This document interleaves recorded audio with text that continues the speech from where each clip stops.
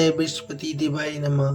भक्तजनों, आज हम आपको इस वीडियो में सुनाने वाले हैं बृहस्पति देव की अनुपम कथा, जिसके स्मरण मात्र से समस्त पापों का नाश होता है और घर में सुख शांति का आगमन होता है।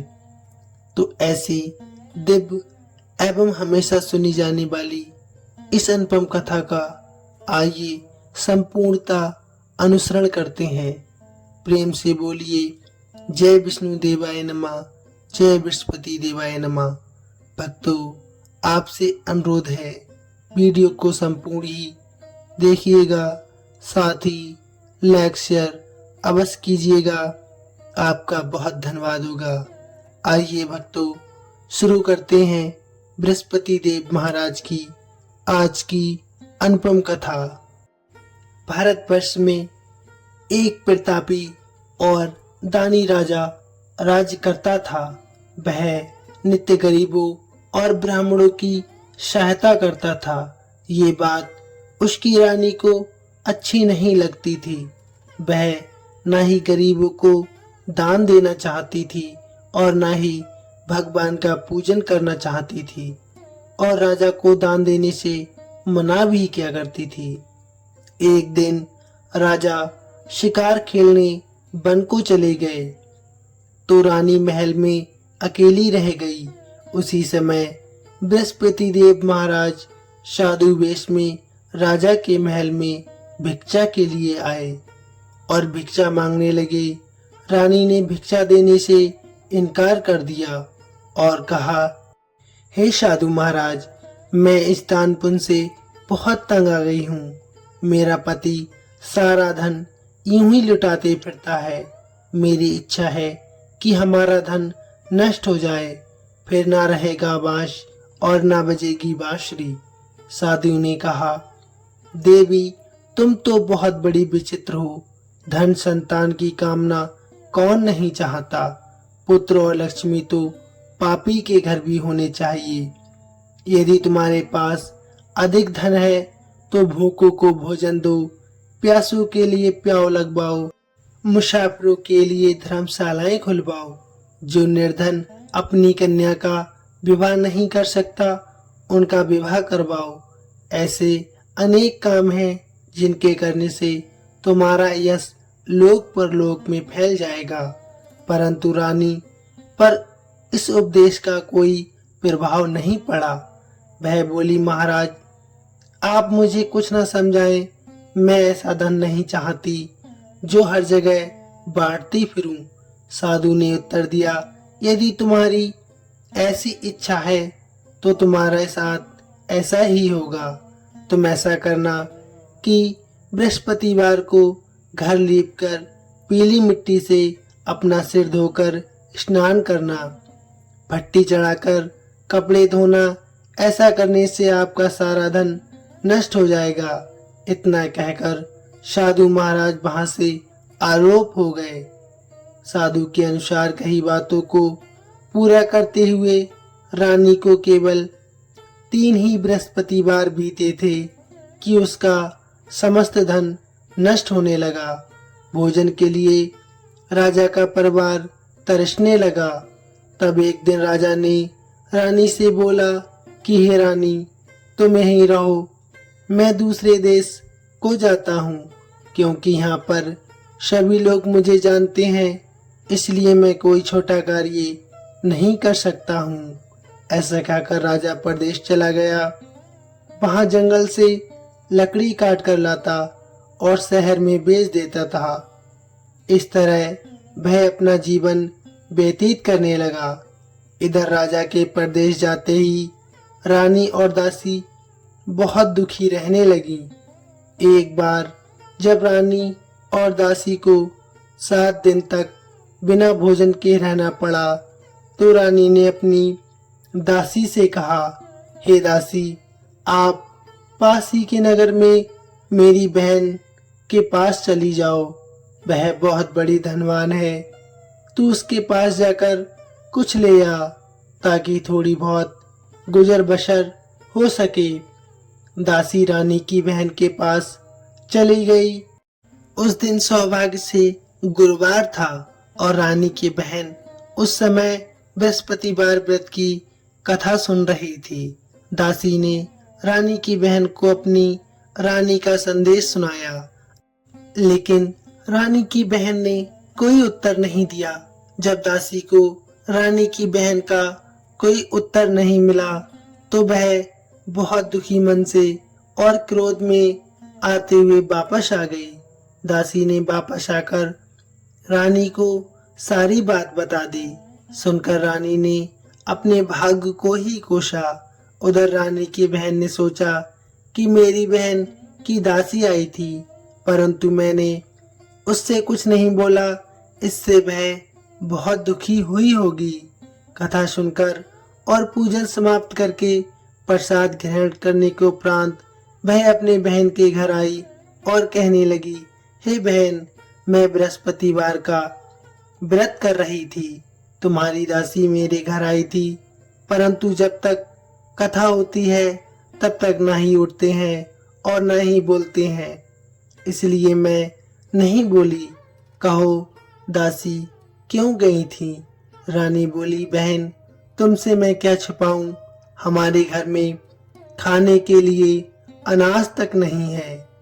ऐसा कहते कहते रानी की आंखों में आंसू आ गए। उसने दासी समेत पिछले 7 दिनों से भूखे रहने तक का सारा बयान अपनी बहन को विस्तार पूर्वक सुना दिया। रानी की बहन बोली, देखो बहन, भगवान बृहस्पति देव सबकी मनोकामना को पूर्ण अवश्य करते हैं। देखो शायद तुम्हारे घर में अनाज रखा हो। पहले तो रानी को विश्वास नहीं हुआ, पर बहन के आग्रह करने पर उसने अपनी दासी को अंदर भेजा तो उसे सचमुच अनाज से भरा एक घड़ा मिल गया। ये देखकर दासी को बड़ी हैरानी हुई। दासी रानी से कहने लगी, हे रानी, जब हमको भोजन नहीं मिलता तो हम व्रत ही तो करते हैं, इसलिए क्यों ना इनसे व्रत कथा और विधि पूछ ली जाए ताकि हम भी व्रत कर सकें। तब रानी ने अपनी बहन से बृहस्पतिवार व्रत के बारे में पूछा। उसकी बहन ने बताया, बृहस्पतिवार के व्रत में चने की दाल और मुनक्का से विष्णु भगवान का केले की जड़ में पूजन करें तथा दीपक जलाएं, व्रत कथा सुने और पीला भोजन ही करें। इससे बृहस्पति देव बहुत प्रसन्न होते हैं। व्रत और पूजन विधि बताकर रानी की बहन अपने घर लौट गई। 7 दिन के बाद जब गुरुवार आया तो दोनों रानी और दासी ने व्रत रखा। गुड़साल में जाकर चना और गुड़ लेकर आ गईं। फिर उससे केले की जड़ तथा विष्णु भगवान का पूजन किया। अब पीला भोजन कहाँ से लाएं, इस बात को लेकर दोनों बहुत दुखी थी। चूंकि उन्होंने व्रत रखा था, इसलिए बृहस्पति देव उनसे प्रसन्न थे। इसलिए वे एक साधारण व्यक्ति का रूप धारण करके थालों में सुंदर पीला भोजन सजाकर दासी को दे गए।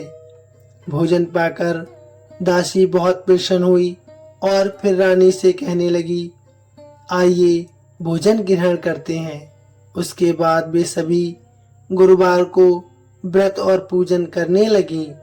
बृहस्पति भगवान की कृपा से उनके पास फिर से अपार धन संपत्ति आ गई, परंतु रानी फिर से पहले की तरह आलस करने लगी। तब दासी बोली, देखो रानी, तुम पहले भी इस प्रकार का आलस करती थी। तुम्हें धन रखने में कष्ट होता था, इस कारण सभी धन नष्ट हो गया, और जब अब भगवान बृहस्पति देव की कृपा से धन मिला है तो तुम्हें फिर से आलस होता है।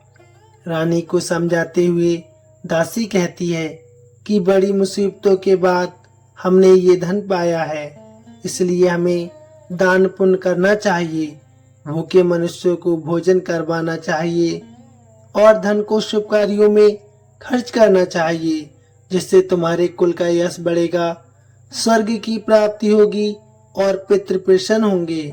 दासी की बात सुनकर रानी अपना धन शुभ कार्यों में खर्च करने लगी, जिससे पूरे नगर में उसका यश फैलने लगा। बृहस्पतिवार व्रत कथा के बाद श्रद्धा के साथ आरती की जानी चाहिए। इसके बाद प्रसाद बांटकर उसे ग्रहण करना चाहिए। इधर राजा एक दिन बहुत दुखी होकर जंगल में एक पेड़ के नीचे आसन जमा कर बैठ गया। वह अपनी दशा को याद करके बहुत व्याकुल होने लगा। बृहस्पतिवार का दिन था। एकाएक उसने देखा कि निर्जन वन में एक साधु प्रकट हुआ। वह साधु वेश में स्वयं बृहस्पति देव थे। लकड़हारे के सामने आकर बोले, हे लकड़हारे, इस सुनसान जंगल में तू चिंता मगन क्यों बैठा है? लकड़हारे ने दोनों हाथ जोड़कर प्रणाम किया और उत्तर दिया, महात्मा जी, आप सब कुछ जानते हैं, मैं क्या कहूँ। ये कहकर वह जोर जोर से रोने लगा और साधु महाराज को अपनी आत्मकथा सुनाने लगा। महात्मा जी ने कहा, तुम्हारी स्त्री ने बृहस्पति भगवान का अपमान किया था, जिसके कारण रुष्ट होकर उन्होंने तुम्हारी ये दशा कर दी थी। अब तुम चिंता मत करो, मेरे कहने पर चलो, मैं तुम्हारे सारे कष्ट दूर कर दूंगा और भगवान पहले से भी अधिक संपत्ति देंगे। तुम बृहस्पति के दिन कथा किया करो, 2 पैसे के चने मुनक्का लाकर उसका प्रसाद बनाया करो और शुद्ध जल से लोटे में शक्कर मिलाकर अमृत तैयार किया करो। कथा के पश्चात अपने सारे परिवार और सुनने वाले प्रेमियों में अमृत व प्रसाद बांटकर आप भी ग्रहण किया करो। ऐसा करने से भगवान तुम्हारी सब मनोकामनाएं अवश्य पूर्ण करेंगे। साधु के ऐसे वचन सुनकर लकड़हारा बोला, हे प्रभु, मुझे लकड़ी बेचकर इतना पैसा नहीं मिलता जिससे मैं भोजन के उपरांत कुछ बचा सकूं। मैंने रात्रि में अपनी स्त्री को व्याकुल देखा है। मेरे पास कुछ भी नहीं है जिससे मैं उसकी खबर मंगा सकूं। साधु ने कहा, हे लकड़हारे, तुम किसी बात की चिंता मत करो। बृहस्पति के दिन तुम रोजाना की तरह लकड़ियां लेकर शहर को जाना। तुमको रोज से दुगना धन प्राप्त होगा, जिससे तुम भली भांति भोजन कर लोगे तथा बृहस्पति देव की पूजा का सामान भी ले लोगे। इतना कहकर साधु अंतर ध्यान हो गए। धीरे धीरे समय व्यतीत होने पर फिर बृहस्पतिवार का दिन आया।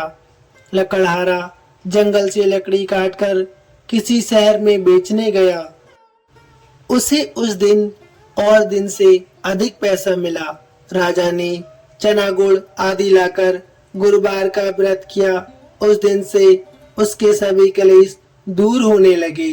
परंतु जब दोबारा गुरुवार का दिन आया तो बृहस्पतिवार का व्रत करना वह भूल गया।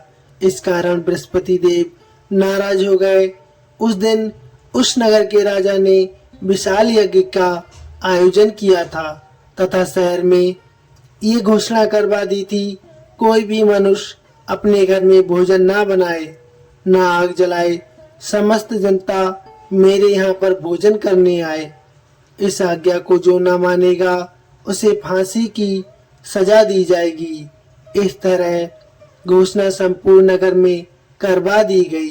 राजा की आज्ञा अनुसार शहर के सभी लोग भोजन करने गए, लेकिन लकड़हारा कुछ देर से पहुंचा, इसलिए राजा उसको अपने साथ अपने घर ले गए और ले जाकर भोजन करा रहे थे तो रानी की दृष्टि उस खूंटी पर पड़ती है जिस पर उसका हार लटका हुआ था। वह वहां पर दिखाई नहीं दिया। रानी ने निश्चय किया कि मेरा हार इस मनुष्य ने चुरा लिया है। उसी समय सिपाहियों को बुलाकर उसको कारागार में डलवा दिया गया। जब लकड़हारा कारागार में पड़ गया और बहुत दुखी होकर विचार करने लगा कि ना जाने कौन से पूर्व जन्म के कर्म से मुझे ये दुख प्राप्त हुआ है। उसी साधु को याद करने लगा जो जंगल में मिला था। उसी समय तत्काल बृहस्पति देव साधु के रूप में प्रकट हुए और उसकी दशा को देखकर कहने लगे, अरे मूर्ख, तूने बृहस्पति देव की कथा नहीं करी, इस कारण तुझे दुख प्राप्त हुआ है। अब चिंता मत कर, बृहस्पतिवार के दिन कारागार के दरवाजे पर 4 पैसे पड़े मिलेंगे तुझे। उनसे तू बृहस्पति देव की पूजा करना, तेरे सभी कष्ट दूर हो जाएंगे। बृहस्पतिवार के दिन उसे 4 पैसे पड़े मिले। लकड़हारे ने कथा कही। उसी रात्रि को बृहस्पति देव महाराज ने उस नगर के राजा को स्वप्न में आकर कहा, हे राजा, तुमने जिस आदमी को कारागार में बंद कर दिया है वह निर्दोष है, वह राजा है, उसे छोड़ देना। रानी का हार उसी खूंटी पर लटका मिलेगा। अगर तू ऐसा नहीं करेगा तो मैं तेरे सारे राज को नष्ट कर दूंगा। इस तरह रात्रि के स्वप्न को देखकर राजा प्रातःकाल उठा और खूंटी पर हार देखकर लकड़हारे को बुलाकर क्षमा मांगी तथा लकड़हारे को योग सुंदर वस्त्र आभूषण देकर विदा कर दिया। बृहस्पति देव की आज्ञा अनुसार लकड़हारा अपने घर को चल दिया। राजा जब अपने नगर के निकट पहुंचा तो उसे बड़ा आश्चर्य हुआ। नगर में पहले से अधिक बाग, तालाब, कुएं तथा बहुत सी धर्मशाला, मंदिर आदि बन गई हैं। राजा ने पूछा, ये किसका बाग और धर्मशाला है? तब नगर के सब लोग कहने लगे, ये सब रानी और बांदी के हैं। तो राजा को बहुत आश्चर्य हुआ और गुस्सा भी आया। जब रानी ने ये खबर सुनी कि राजा आ रहे हैं तो उन्होंने बांदी से कहा, हे दासी, देख राजा हमको कितनी बुरी हालत में छोड़ गए थे। हमारी ऐसी हालत देखकर वह लौट ना जाए, इसलिए तू जा, दरवाजे पर खड़ी हो जा। आज्ञा अनुसार दासी दरवाजे पर खड़ी हो गई। राजा आए, उन्हें अपने साथ लेवाकर ले आई। तब राजा ने क्रोध करके अपनी रानी से पूछा कि ये धन तुम्हें कैसे प्राप्त हुआ? तब उन्होंने कहा, हमें ये धन सब बृहस्पति भगवान की कृपा से प्राप्त हुआ है। राजा ने निश्चय किया कि 7 रोज बाद तो बृहस्पति देव का पूजन करते हैं, परंतु प्रतिदिन 3 बार कहानी तथा रोज व्रत किया करूंगा। अब हर समय राजा के दुपट्टे में चने की दाल बंधी रहती तथा दिन में 3 बार कहानी कहता। एक रोज राजा ने विचार किया कि चलो अपनी बहन के यहाँ हो आमे। इस तरह निश्चय किया। राजा घोड़े पर सवार होकर अपनी बहन के यहाँ चलने लगा।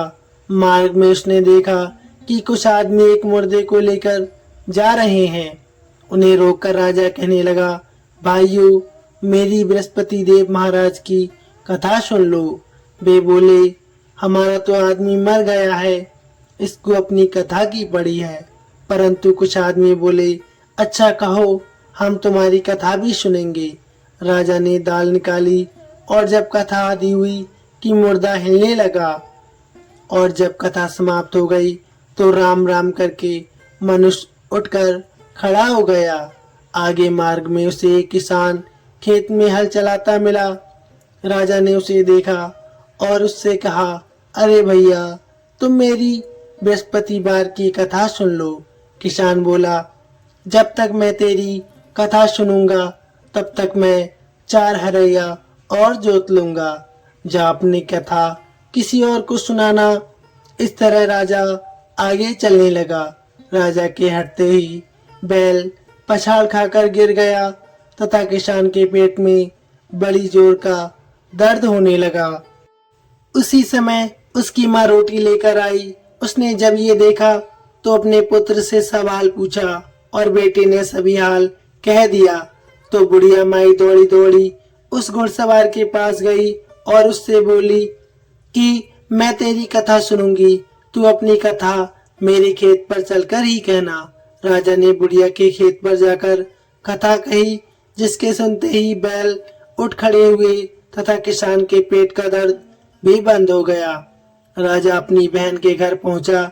बहन ने भाई की खूब खातिरदारी की।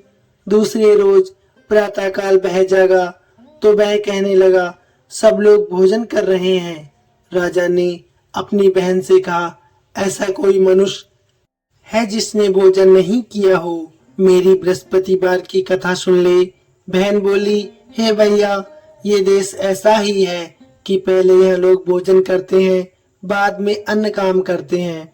अगर कोई पड़ोस में हो तो मैं देख कर रहा हूँ। वह ऐसा कहकर देखने चली गई, परंतु उसे कोई ऐसा व्यक्ति नहीं मिला जिसने भोजन न किया हो। अतः वह एक कुमार के घर गई जिसका लड़का बीमार था। उसे मालूम हुआ कि उसने 3 रोज से कुछ भी भोजन नहीं किया है। रानी ने अपनी भाई की कथा सुनने के लिए कुमार से कहा। वह तैयार हो गया। राजा ने जाकर बृहस्पतिवार की कथा कही, जिसके सुनकर उसका लड़का बिल्कुल ठीक हो गया। अब तो राजा की प्रशंसा होने लगी। एक रोज राजा ने अपनी बहन से कहा कि बहन, हम अपने घर को जाएंगे, तुम भी तैयार हो जाओ। राजा की बहन ने अपनी सास से कहा। सास ने कहा, हाँ चली जाओ, परंतु अपने लड़कों को मत ले जाना, क्योंकि तेरे भाई के कोई औलाद नहीं है। बहन ने अपने भाई से कहा, हे भैया, मैं तो चलूंगी, पर कोई बालक नहीं जाएगा। राजा बोला, जब कोई बालक नहीं चलेगा तब तुम भी क्या करोगी? बड़े दुखी मन से राजा अपने नगर लौट आया। राजा ने अपनी रानी से कहा, हम निर्वंशी हैं, हमारा मुंह देखने का धर्म नहीं है और कुछ भोजन आदि नहीं किया। रानी बोली, हे प्रभु, बृहस्पति देव महाराज ने हमें सब कुछ दिया है, वह हमें औलाद अवश्य देंगे। उसी रात को बृहस्पति देव ने राजा से स्वप्न में कहा, हे राजा, उठ, सभी सोच त्याग दे, तेरी रानी गर्भ से है। ये बात सुनकर राजा को बहुत खुशी हुई। 9वें महीने में उसको गर्भ से एक सुंदर पुत्र पैदा हुआ। तब राजा बोला, हे रानी, स्त्री बिना भोजन के रह सकती है, परंतु बिना कहे नहीं रह सकती। जब मेरी बहन आए तो मुझसे कुछ मत कहना। रानी ने सुनकर हाँ कर दिया। जब राजा की बहन ने यह शुभ समाचार सुना तो वह बहुत खुशी हुई और बधाई देने चली आई। भाई के यहाँ आई, तभी रानी ने कहा, घोड़ा चढ़कर नहीं आई, गधा चढ़ी आई। राजा की बहन बोली, भाभी, मैं इस प्रकार न कहती तो तुम्हें औलाद कैसे मिलती? बृहस्पति देव ऐसे ही हैं, जैसी जिसकी मन में कामना होती है सभी को पूर्ण करते हैं। जो सद्भावना पूर्वक बृहस्पतिवार का व्रत करता है एवं कथा सुनता है, पढ़ता है, दूसरों को सुनाता है, बृहस्पति देव उसकी सभी मनोकामनाएं पूर्ण करते हैं। भगवान बृहस्पति देव उसकी सदैव रक्षा करते हैं। संसार में जो मनुष्य सद्भावना से भगवान जी का पूजन व्रत सच्चे हृदय से करता है तो उनकी सभी मनोकामनाएं अवश्य पूर्ण होती हैं। जैसी सच्ची भावना से रानी और राजा ने उनकी कथा का गुणगान किया तो उनकी सभी इच्छाएं भगवान जी ने पूर्ण की थी। इसलिए पूर्ण कथा सुनने के बाद प्रसाद लेकर जाना चाहिए। हृदय से उनका मनन करते हुए जयकारा बोलना चाहिए। बोलिए बृहस्पति महाराज की जय, भगवान विष्णु की जय। कमेंट में अवश्य लिखिए जय विष्णु भगवान। दोस्तों, वीडियो कैसी लगी प्लीज कमेंट में अवश्य बताइए। धन्यवाद।